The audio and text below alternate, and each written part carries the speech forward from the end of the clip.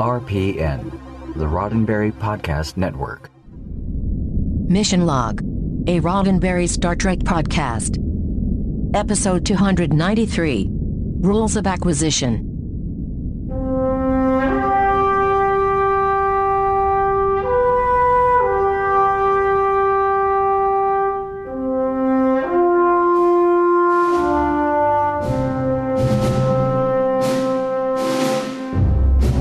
Welcome into Mission Log, a Roddenberry Star Trek podcast. I'm John Champion. And I'm Ken Ray. Each week on Mission Log, we watch an episode of Star Trek, taking it apart for messages, morals, and meanings, and seeing whether the whole thing holds up today. This week, Rules of Acquisition, a DS9 episode addressing gender roles and affairs of the heart, not to be confused with The Rules of Attraction, a Bret Easton Ellis novel addressing gender roles and affairs of the heart. One's in space, one's in college. You can figure out which one is which. I've got trivia coming up in a moment, but first, I'm going to let you know how to get in touch with us. Mission Log Pod is the address to find us on Facebook, Skype, and Twitter. If you'd like to leave us a voicemail, we would love to hear your voice. 323-522-5641 is the phone number to call, 323-522-5641. Our email address is missionlog@roddenberry.com. Our show website, including discovered documents, is at missionlogpodcast.com. And please do remember, we may use your comments on an upcoming episode of Mission Log. As he said a moment ago, John Champion has trivia coming up in a moment, and that moment is upon us. Ladies and gentlemen, it's trivia with, wait for it, John Champion. Here we go. Rules of Acquisition. Today's episode was written by Hilary J. Bader. Now, you may remember that we talked about Hilary during TNG, where she contributed stories for The Loss and Hero Worship. You may also remember that we lost her way too young. But in her career, Hilary had been nominated for 7 Daytime Emmy Awards, primarily from her work on animated shows like Batman Beyond and the new Batman-Superman Adventures. There was actually a version of this story that she had pitched back during TNG, then titled Profit Margin. Can you guess who might have been the object of affection for the young woman in that story? It was TNG, so we didn't have a Quark as a main character. Riker. There you go. Okay. You got the leading man right there. Yeah. So would have been Riker. Yeah.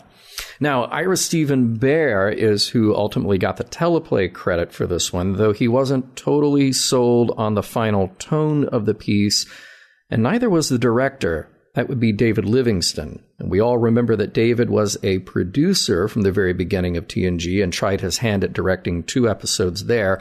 This is the 4th of his many DS9 episodes. Appropriately, he directed The Nagus in season 1. There's a good deal of makeup in this show as we have multiple Ferengi, and we meet a new species in the Gamma Quadrant. Michael Westmore and his team got an Emmy nomination for their work. Hey, we have a design carryover from early TNG, The Battle. If you remember that, the Ferengi computer that they were using to control Picard, that is a motif that we see all over Zek's ship. Now let's talk about guest stars. Of course, we get to welcome back Wallace Shawn as Zek, and we get to welcome back Tiny Ron as Mehar Du. And from the Dosai, we meet Inglatu and Zairi. So Inglatu is played by Brian Thompson. We've seen him before very briefly. He had small roles as Klingons in both TNG's A Matter of Honor and again in the movie Generations. This is the first of 2 times we will see him on DS9, and he will be back for more in Enterprise. There's a lot more to him than Trek, though. He has shown up in a lot of genre favorites. The Terminator, The X-Files, Buffy, Alien Nation, even The Orville. And feature films include Mortal Kombat Annihilation, Joe Dirt, and Cobra.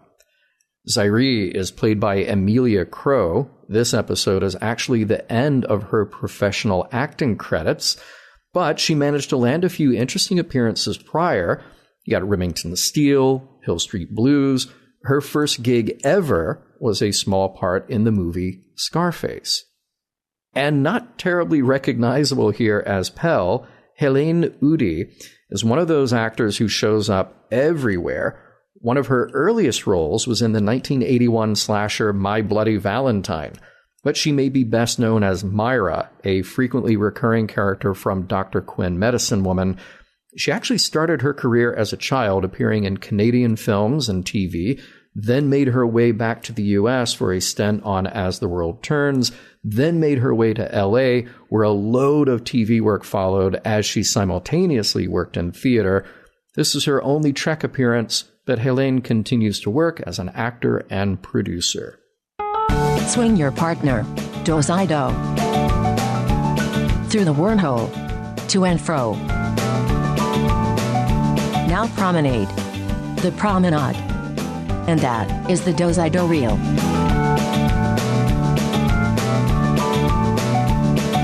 Prologue. Dax, Quark, and a bunch of other Ferengi are playing Tango. It's a gambling thing, and Dax is cleaning up. A female, beating all these Ferengi males. Give Rom a Ferengi female. One who never wears clothes, who never talks back, and never plays Tango. This reverie interrupted by a young waiter in Rom's employ. The waiter, Pell, has a snack he wants Quark to try that'll make him thirsty. Like he'll need a drink the second he tastes it. If Quark were to replace his usual bar snacks with these, drink orders would double immediately. Quark's impressed, though the talk with Pell is interrupted by a call from the Grand Nagus Zek. He's headed to Deep Space Nine for negotiations that'll expand his presence in the Gamma Quadrant, and he wants Quark to be his chief negotiator. Act 1. Zek's meeting with Commander Sisko and Major Kira. Not his idea, obviously. They're kind of bothered that his plans to hold negotiations with the Dosai, a race from the Gamma Quadrant, on board DS9 were made without their approval. Kira is very distrustful of the Ferengi and says she will not tolerate Zek trying to cheat the Dosai. There's probably a rule of acquisition about keeping the wheels greased, and Zek employs it, offering Bajor a gift of 50,000 kilos of brizene nitrate, fertilizer. And with that, he'll have no more trouble from Sisko and Kira. There's more sexism in this episode, by the way. Male Ferengi are incredibly sexist, while female Ferengi are neither seen nor heard outside the home, apparently. I won't bother with every sexist comment. Suffice to say, they run through the episode like veins of fat in a piece of meat. And we continue. Grand Nagus Zek finally lets Quark in on his big opportunity. Tula berries. They're the main ingredient in Tula berry wine, and the Dosai grow them. Quark's job is to secure 10,000 vats of Tula berries from the Dosai. Zek doesn't really think Tula berry wine will be that big, but it will give the Ferengi a foothold in the Gamma Quadrant, which could lead to who knows what. Well, profit, of course, but aside from that, who knows what? Back at the bar, Quark is talking over his good fortune with Rom, though Pell points out that this is all risk for Quark and all reward for Zek. If it goes well, the Grand Nagus takes the credit. If it fails, that failure is on Quark. Jolted, Quark realizes he needs help, an assistant for the negotiations. He offers the role to Pell, who accepts for 20% of the cut. And thanks to her obvious crush on Quark, because yeah, she's got a Kate, short for Bob, thing going on. It's revealed to the viewer, though no one else, that Pell's a female Ferengi. Act 2. The Dosai are tough and imposing, and not happy dealing with Quark rather than Zek. They'll do 5,000 vats, though Quark says that won't be enough. Posturing, threat. The Dosai say they'll think about the offer for 10,000 vats. In ops, Zek's servant brings Kira a gift from Zek, a latinum earring. She tries to decline, though the servant is already gone. Kira is borderline indignant, though Dax seems almost impressed.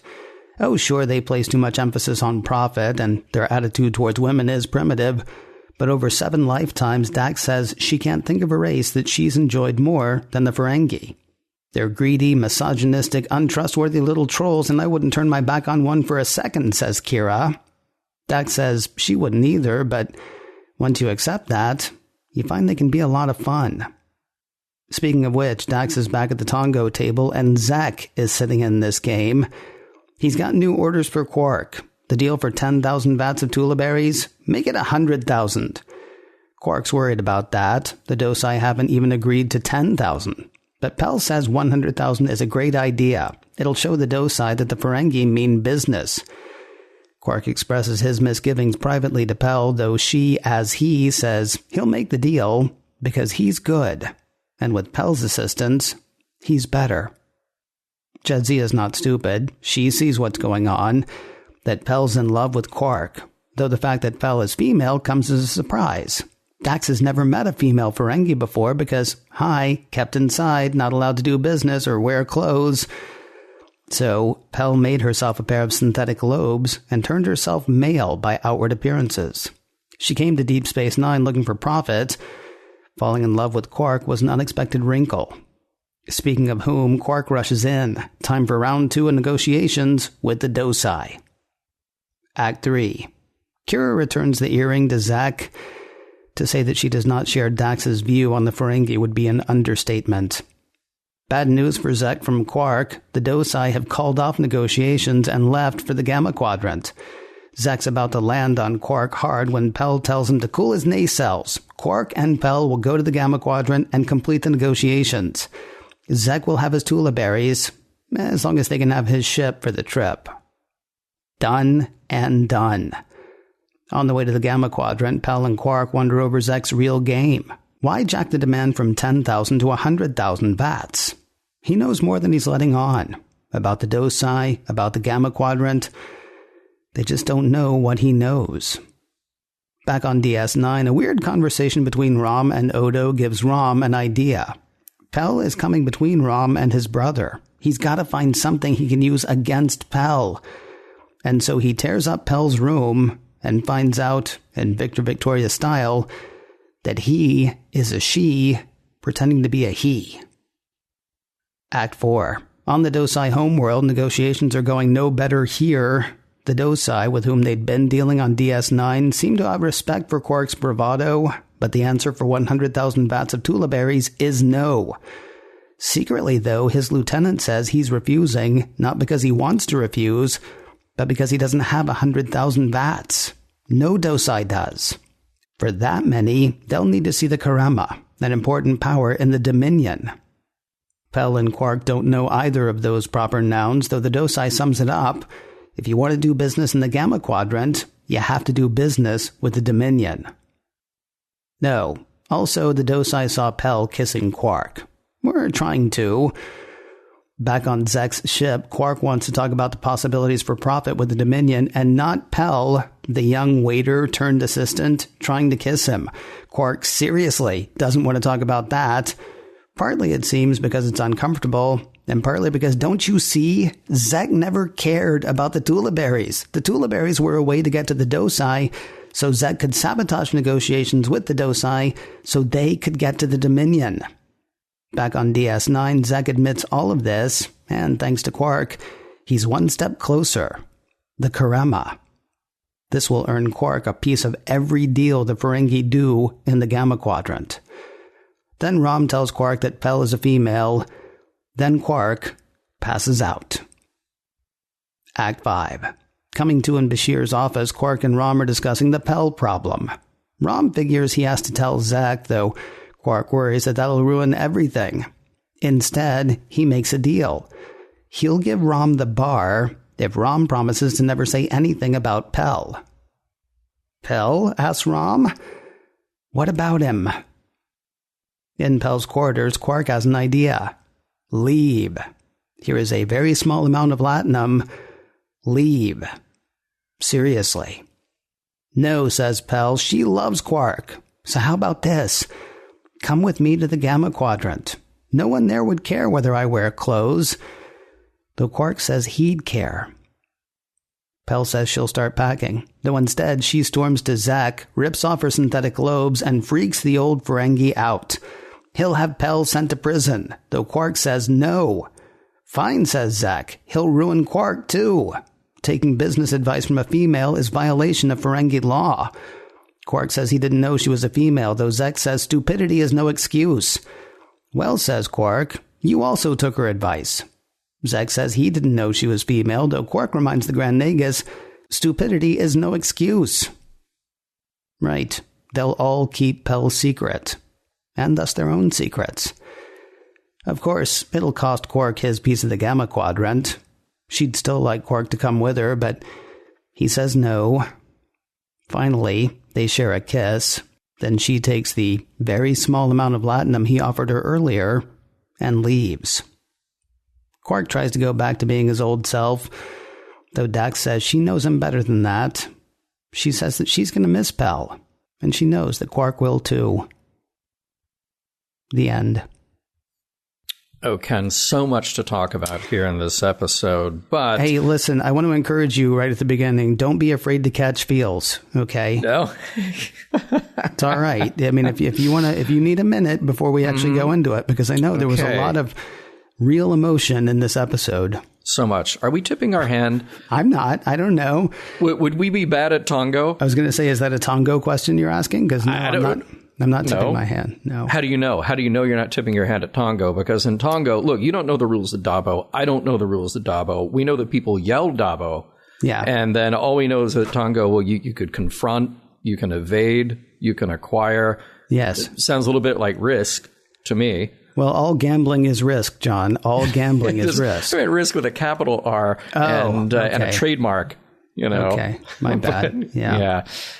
Are you going to worry about the rules of that game, or are you just going to be focused on Dabo? I feel like I have a better shot at Tongo just because I know three things. You can confront, you can evade, or you can acquire. Mm-hmm.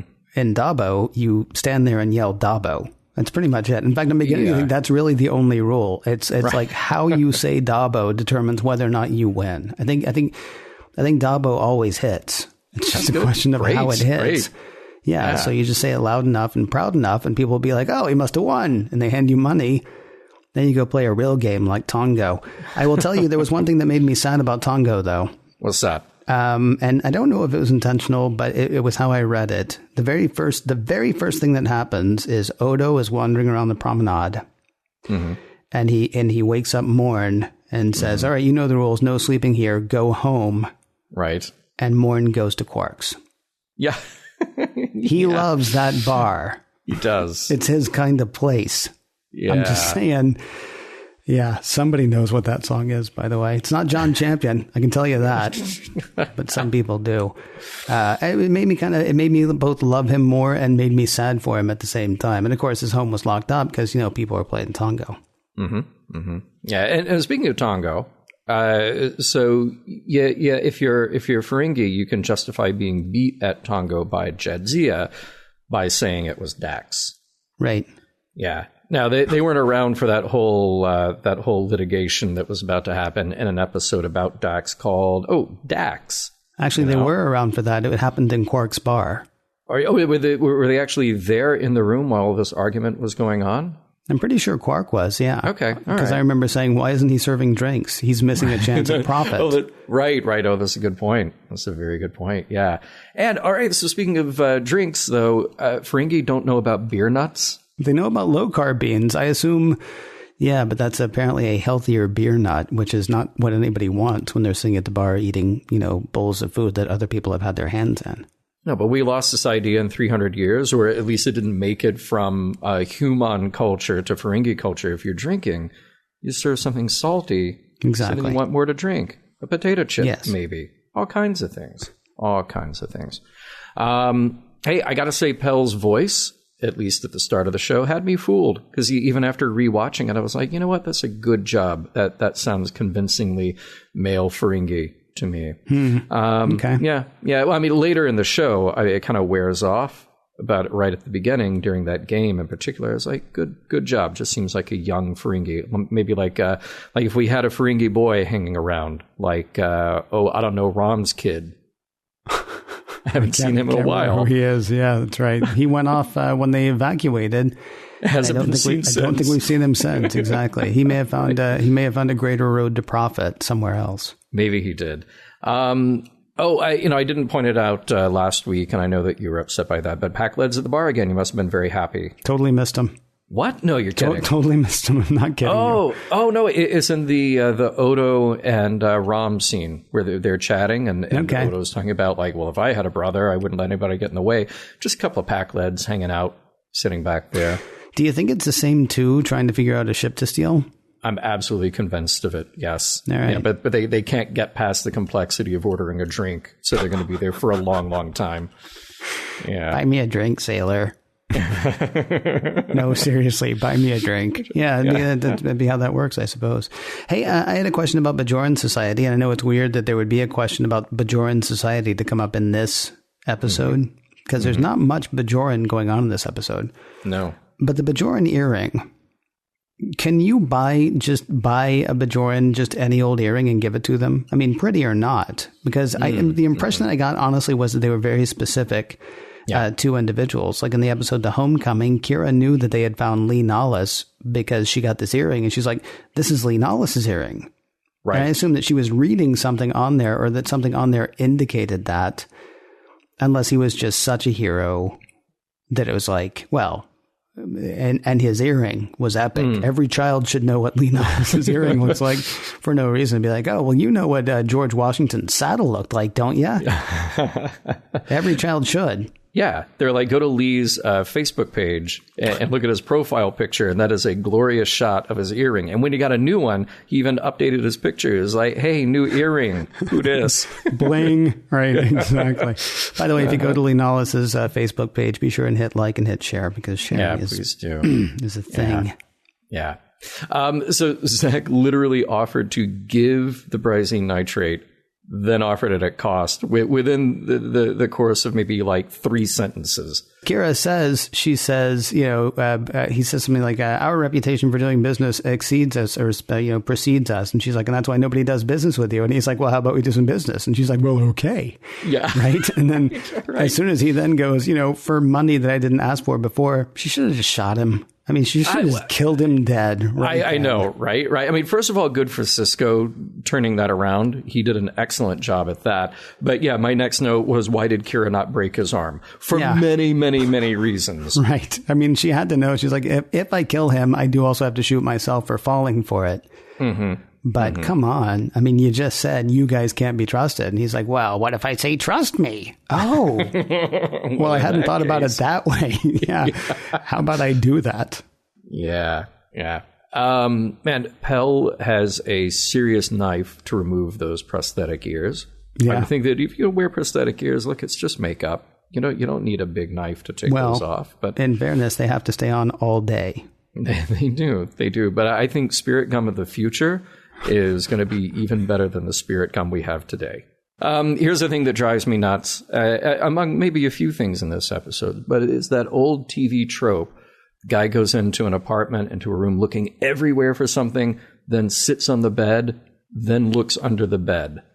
Because first of all, if you looked everywhere, you looked everywhere.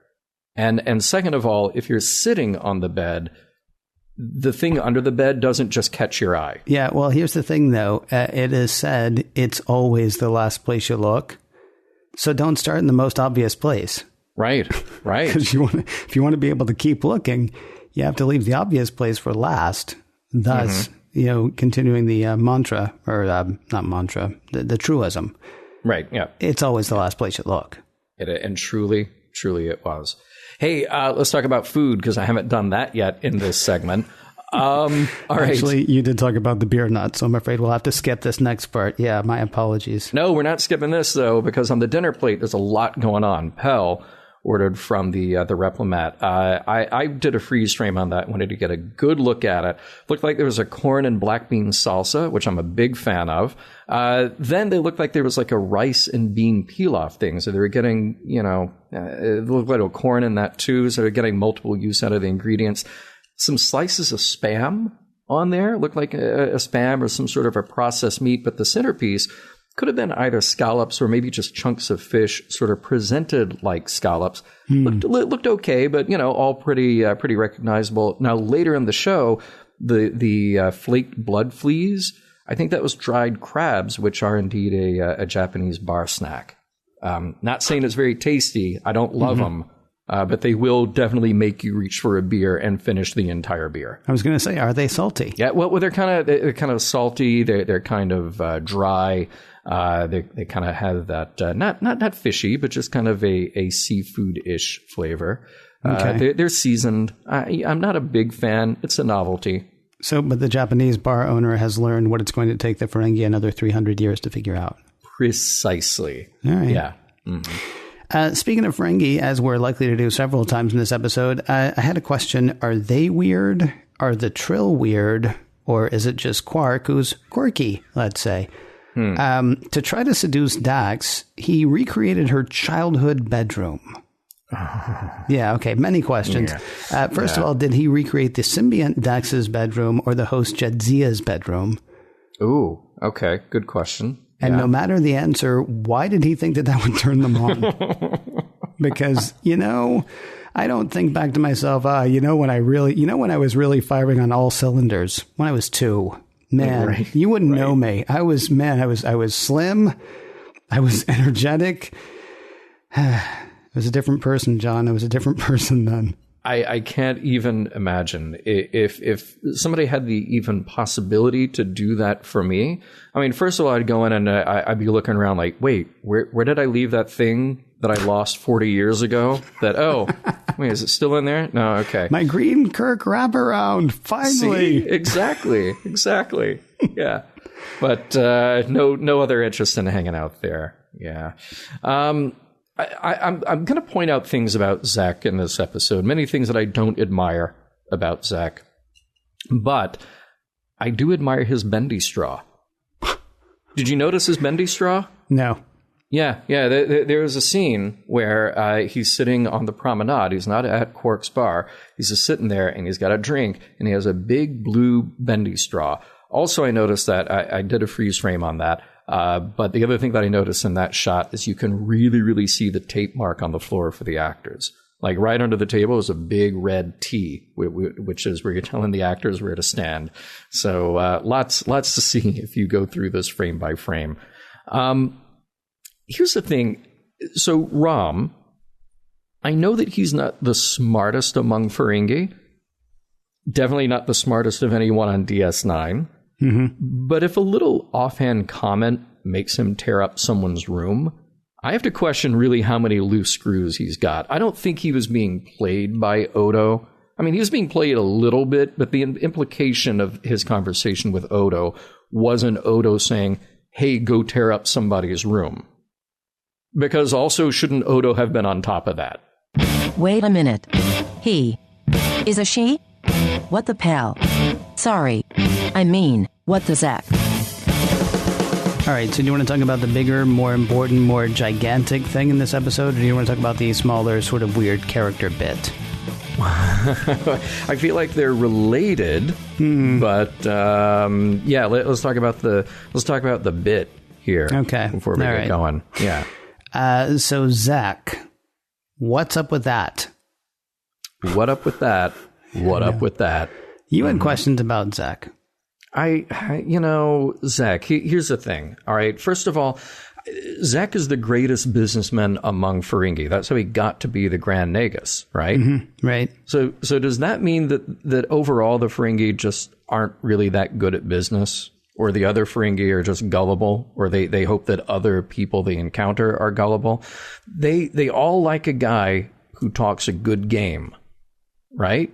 I mean, I can't think of any contemporary parallels, but if a guy just shows up and says that he or she is really great at business, therefore you should follow him or her, that's the sense that I'm getting here.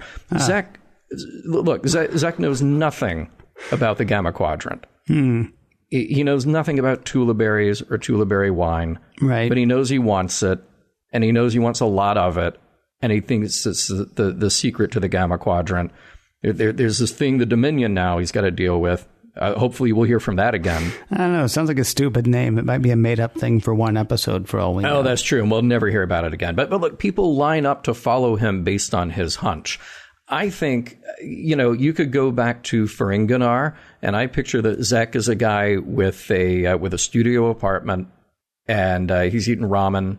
I just think that, honestly, most Ferengi, like, their way of dealing with each other is to talk about the rules of acquisition and talk about profit, but that's kind of the extent of it. You see, I'm not 100% certain I agree with you, and I'll tell you why. Mm-hmm.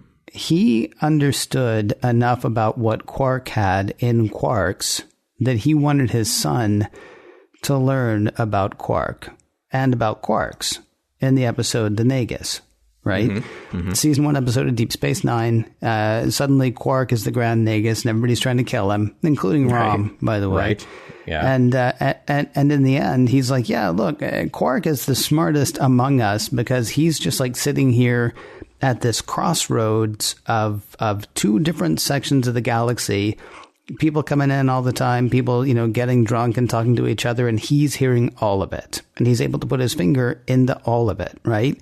So that makes Quark really the best among them, maybe. But certainly the Nagus knows what's going on as far as like the value that Quark has there. Now, but here's the thing: Quark is kind of at best. He's like theoretically like a middle class Ferengi, though. He's a bar owner, and being a bar owner is great. That's I wish I owned a bar, but, right? But that's a cool thing. But he's not like I'm a bar owner and I also own multiple properties and beachfront resorts and casinos. He's a guy with a bar, and yet the Grand Nagus is like, wow, this guy, right?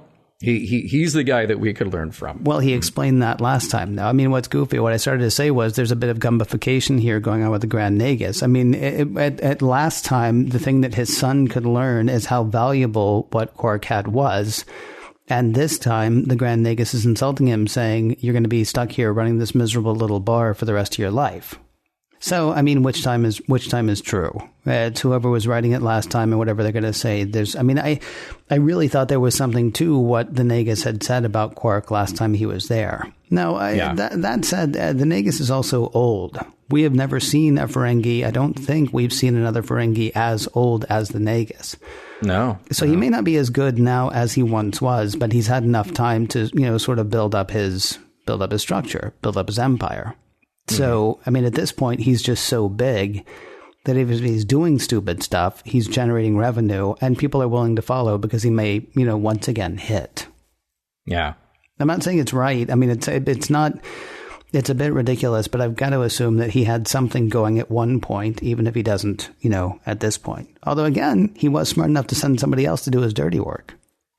Yeah, it just seems to me that all of these Ferengi are just stumbling their way into whatever measure of success they have. Like, again, they love to talk about it. Oh, they love to. I'm going to cut you in for this. I'm going to cut you in for that. And at the end of the day, it just comes down to beer nuts. Man. No, I don't think so, though. No? I mean, first of all, have you ever played the game Illuminati?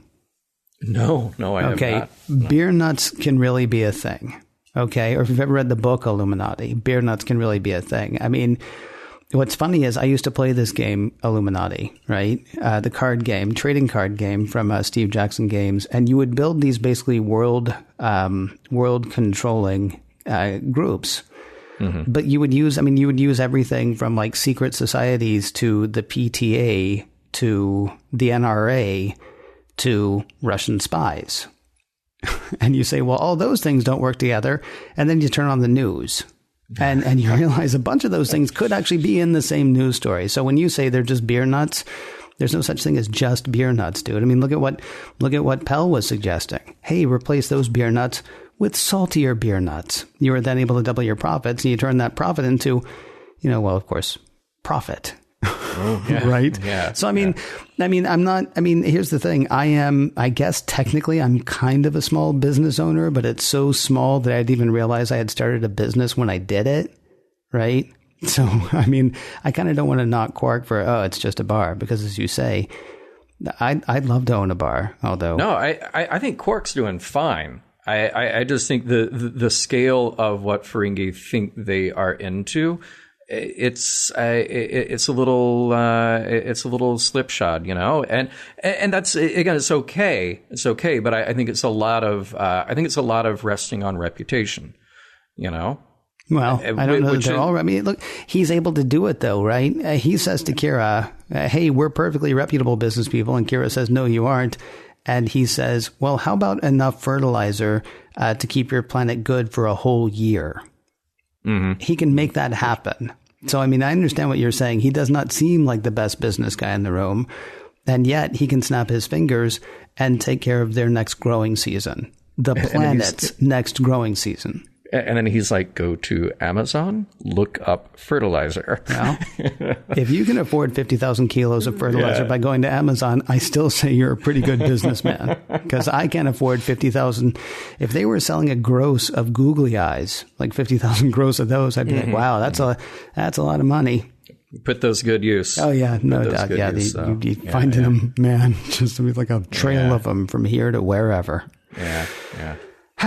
So there's another thing that we have to talk about with the Ferengi. You know, they probably should have been. Here's the thing. They came on as these feral creatures, and then they're sort of comic relief. But again, really quickly, I mean, they're so goofy, and yet we've stopped keeping track of how many bodies are on Quark since DS9 began, right? Yep. And you say they're a bit, like they're just nutty and they stumble into stuff. A Ferengi got the Stargazer. Not a ship that looked like the Stargazer. They got Picard's first ship in a vengeance ploy against Picard, right? I mean, that takes acumen. Yeah, it takes a lot of energy to do that. Energy that probably could have been spent on other things. Okay, but again, it takes a lot of energy. It also takes a lot of skill. I mean, I think they got more. You might actually be falling for what the Ferengi are trying to do. Here's what we're going to do. We're going to go outside. We're going to look completely stupid, and we're going to own it all. Oh, no, that's Pac-Leds. No, it's Ferengi, but whatever. So here's the other thing. I think that's actually part of the problem with the writing of the Ferengi, unless that is supposed to be the way it actually is. Unless secretly they are actually, Bond-level villains, right? Yeah. It's just they never look like it, but maybe that's part of their shtick. Or maybe it's just because, oh, God, we need somebody evil. Let's make it the Ferengi. Oh, but we need somebody funny. Okay, well, let's make that the Ferengi too. Okay, well, that's... It seems to me you got a bit of a problem there. You got another problem with the Ferengi. They're greedy, misogynistic, untrustworthy little trolls. But they're adorable like that, right? I know. You just want to pinch their cheeks. They're greedy, misogynistic, untrustworthy little trolls, and I wouldn't turn my back on one of them for a second, Kira says. Dax says she wouldn't either, but, once you accept that, you find they can be a lot of fun. I can't think of a real world analog for this one either, John. But I mean, if somebody is terrible, do you then go, yeah, but I'm getting something out of it. I'm getting fun. I'm getting money. I'm getting something out of it. So I'm not going to worry about the fact that they're terrible because, if you go ahead and accept that they're terrible, they're really not that bad. Yeah. Yeah, you and I both wrote down the same line. And I was asking myself, how much forgiveness do we allow repulsive behavior for that reason? Either because we're getting something out of it or do we forgive things because of, proximity? Well, they're here and our exposure to them. Well, the longer that Dax is spent with them, the more that she gets or he gets used to it. Or is it just bonding over something else? Well, we had that one really good time when we were doing this thing, when we were drinking or making money together or whatever. The weird thing is, obviously you don't want to be racist, nor do you want to suggest racism. You've got something weird going on with the Ferengi, though. They have codified reprehensible behavior. They have, I don't know which rule of acquisition it is that all women are going to be kept in the home. They're going to be kept naked. They're not going to be allowed to be educated, right? Yeah. But, somewhere in there, that's in their code. He says, it's not even a rule of acquisition. Zek says to Quark, it's a violation of Ferengi law. It's against Ferengi law to do that. So that's decided. Like Pell, if she gets turned in, is going to go to prison for daring to step outside of her station. Now, does that mean that every Ferengi believes in that? I don't know. But what I don't understand is why is anybody dealing with them? Why is anybody trusting them? If their codification is, we're gonna railroad you, to use the nicest term I can think of. We're going to railroad you every chance we get. And by the way, a certain percentage of our population, you're never going to get to see because it's against the rules for us to treat them as equals. Yeah, well, look, from our cultural point of view, we look at other cultures that keep women at lower status, and that is codified. It is part of the cultural norm and the legal norm. And then we applaud when things happen like, oh, well, we're going to allow women to drive now for the first time.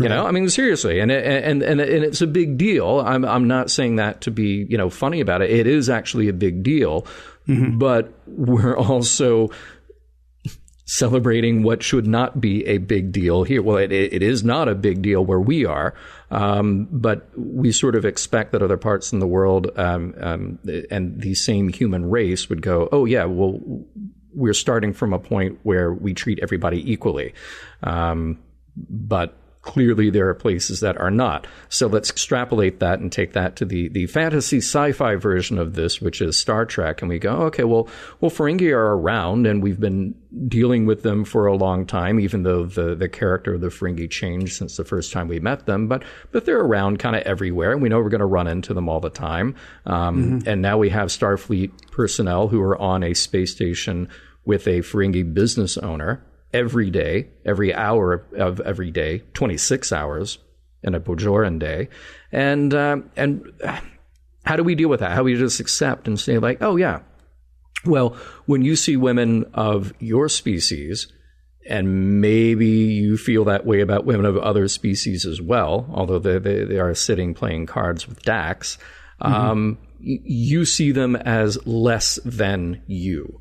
You see them as just inherently not deserving of the same rights, not even the same abilities, like, say, going to school and learning how to read as you.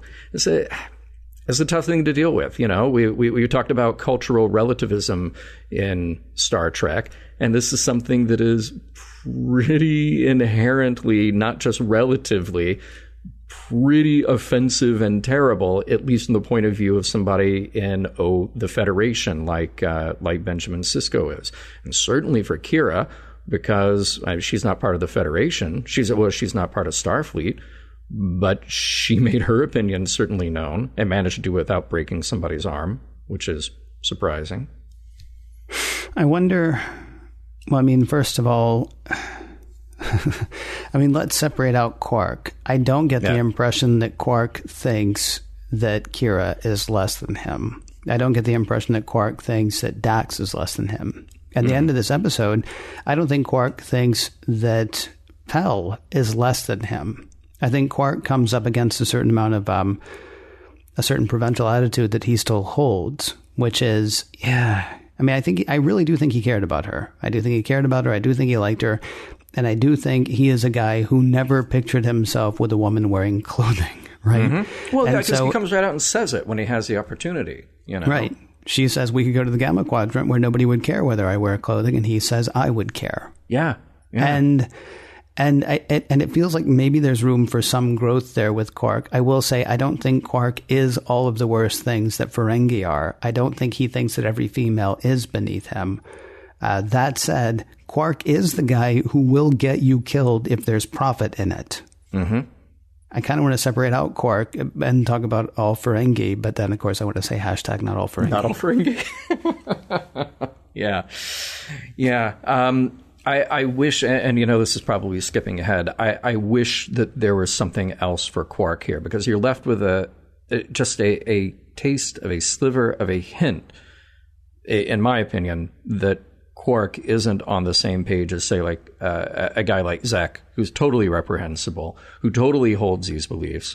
But at the same time, Quark missed the opportunity to really step up. Everybody gets off on a technicality here, So I wish that there had been a true learning moment for Quark, but Pel is a character that we get rid of, and Quark goes back to being whichever version of Quark we get next week or the week after. Is he murderous Quark who would kill his own brother? Is he Quark who will denigrate female Ferengi around him again? Don't know. Or is he a reliable Quark who might actually be there for his fellow station mates, I suppose, on DS9? I will say the merchandising opportunities are endless. Collect them all.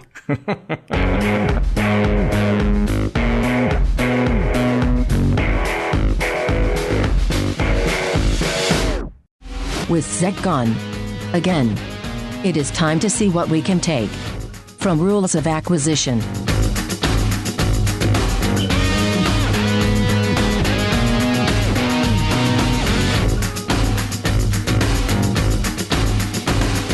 The end of another episode, this episode being Rules of Acquisition. And, Ken, just not so much to talk about here. Ferengi are fine. They're great. No, we might have a few closing remarks to make here. And this is a section where we figure out if the episode holds up and if there are any messages or morals and meanings lurking there within. So, Ken, does the Rules of Acquisition hold up? There was a production thing. There was one production thing that was missing from this episode. Jake? No. A laugh track. I started watching it one of the times that we were watching it to, for the notes and whatever. And I realized there are pauses for laughter all the way through, to the point that I was thinking I might just take one segment and then go to iTunes and buy, one of those crowd effects CDs, because like when Pell goes to kiss Quark, you'd have the ooh, and then and then all the times when there are when Zach pinches Kira's backside, there would be huge laughter there. I mean, it reads on screen like a bad sitcom. Yeah. So no, I'm going to say it doesn't hold up. and what's a drag is, I mean, there are ways that it actually could. Like Quark's never going to stand up to the Nagus, but he might do something, secretly. What's weird is for a show that prides itself on, taking, episode after episode after episode to tell a story, why don't we have Pell on for a few episodes? Why don't we have Pell on, for like 4 or 5? Why don't we kind of get to know Pell? Why don't we have Pell in the background for a bit? Why don't we get to know Pell as a guy? Maybe even as a guy's guy. And then it can be shocking when we get the reveal, because we're supposed to have all of this stuff happen and we're supposed to care inside of 48 minutes. Now, I'm glad for you that you were fooled by Pell's voice in the beginning. I know I was somewhere in Act 1 where I was like, long before we get the reveal, I'm like, oh, that's going to be a female Ferengi. And maybe it's because for all the time that we've seen Ferengi on screen, there has never been so much telegraphing, right? I mean, we know that the Ferengi don't treat women well. They don't also make sexist comments every 20 seconds on average. I mean, they want to talk business, for crying out loud. And they did that so much here. So like, the reveal came too quickly, but I actually knew it was coming ahead of time. And then they're taking this really serious issue, or this potentially serious issue, sexism and inequality, or these potentially serious issues, sexism and inequality, and just, not only making them jokes for a lot of the episode, but then also just, dealing with it.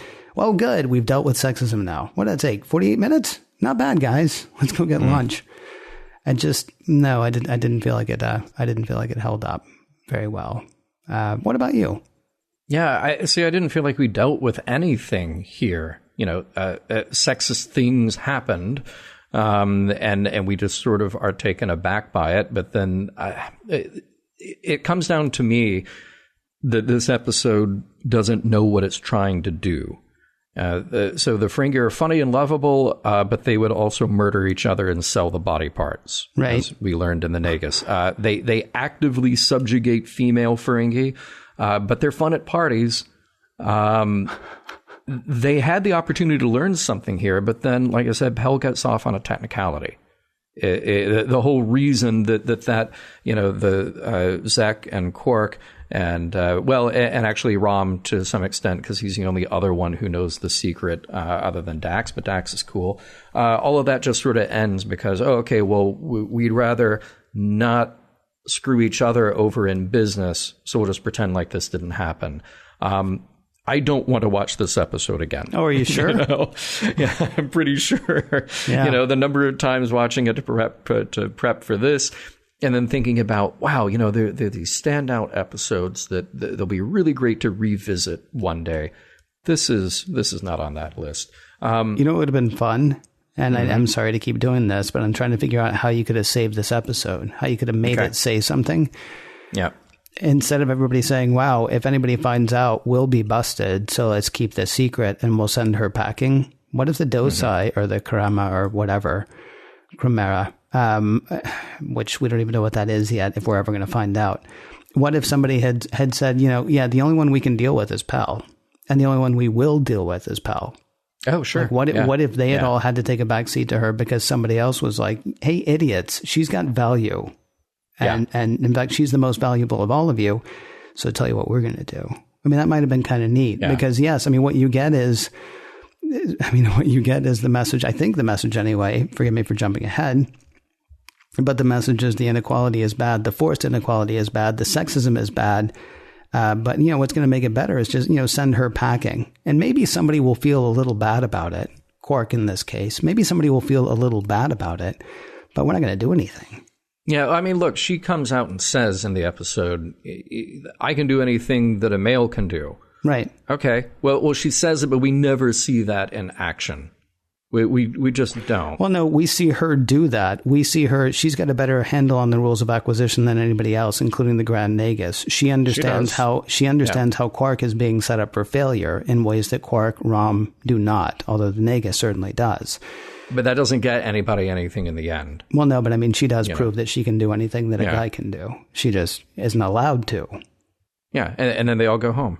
Right. I mean, really, that's where we end up. Right. know? Well, except for her, she doesn't get to go home, but she will go someplace where she's allowed to wear pants. She just can't go home and do that. Go back to Melora. Melora decided not to go to any other world because what was most important to her was to be able to go home, to be what she, felt like she was, what she's grown up to be. Now, the cool thing for Pell is she decides, nuts to this. I mean, if this is the way home's going to treat me, then home's not the place for me. But I don't necessarily feel like that's... She got 10 bars of gold pressed latinum. That's what she got. Yep. That's what she now has to go to the Gamma Quadrant. And who knows if they even respect gold pressed latinum. They may have no use for it at all. Oh, you know what we could use? Ear hair. Do you have any ear hair? No, I know a guy, but I can't call him because, well, that wouldn't go well. Yeah. What else, sir? So that, I don't know if that, I think I mentioned the message, maybe sexism is bad. Surprise. What else? Well, in terms of messages or just in terms of production? Yeah, whatever. Look, as a production, the makeup was nominated. I did not like the makeup. We all love Wallace Shawn. I'm still not in love with Wallace Shawn's performance as Zek, not because he's doing a bad job, but because Zek is just it's just a tough character. Look, and then the bedroom scene just made me cringe. Again, not because the actors are bad, not because there's something just tone deaf or offensive about it. It's just one of the most cliche things that Trek has done in a long time. The whole gender swap trope, I get it. I mean, I love 12th Night, and there are plenty of other places in literature where that happens, some successfully, some not. Here, it just seems not good. Not a good thing at all. Interesting to me that in Dax's conversation with Pell, when they're sitting in the replimat, she talks about Pell being in love with Quark, and they bond over this for a moment before Pell admits to being a woman. So it's this kind of a thing, like, oh, you're in love with Quark. I can totally tell. You really dig him. Oh, and by the way, I'm a woman. That was a thing. That was a moment that just kind of passes by. So that's cool that one moment happens. But again, I just feel like nobody at the end of this episode has learned or gotten anything out of it. So if I try to look for a message here, Pell has a lot of moxie. I like that. Circumstances are holding you back. Change the circumstances. Good for her. Yeah. Not sure I agree with the dishonesty when it comes to a personal relationship, though. She is forcing herself on Quark and forcing herself on Quark as somebody that she is not. And, would you want to be honest with somebody like Quark, who maybe is not prepared to open his mind to the idea that not all women should be kept illiterate and naked? So I can't quite make 2 and 2 add up there. And again, Quark, I feel like he doesn't learn a thing. Pell expressed her true feelings, says they can start a new life in the Gamma Quadrant where nobody would care, but Quark says he would care. Yeah, look, he stands up for Pell. Stupidity is no excuse. Great line. But again, the fact that it ends on a technicality, you and I can give Quark that little bit of extra credit that makes him a little bit better than Zek in the end, but that's all I can give him. Okay, you're a little better than Zek. There might be a little bit of hope for you down the road, but that's a pretty low bar to clear. Mission Log is produced by Roddenberry Entertainment. Executive producer Rod Roddenberry. There are lots of other Roddenberry podcasts, you know. Oh yeah, so many we got a network. Podcast.roddenberry.com to find out about those. If you'd like to support Mission Log directly, that'd be awesome. Patreon.com/missionlog is the place to do that. For more exciting Star Trek podcasts, check out Trek FM, that is trek.fm.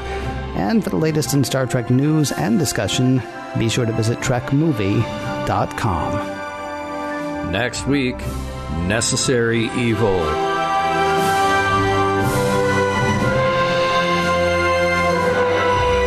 Some of the music for Mission Log provided by Warp 11, online at warp11.com, and from the album Messages by Key Theory, free to download at kitheory.com.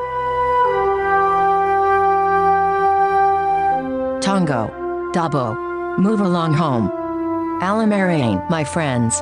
Alamarain.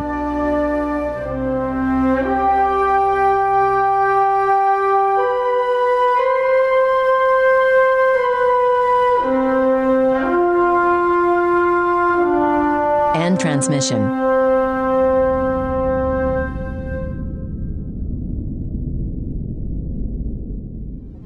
Podcast.roddenberry.com, the Roddenberry Podcast Network.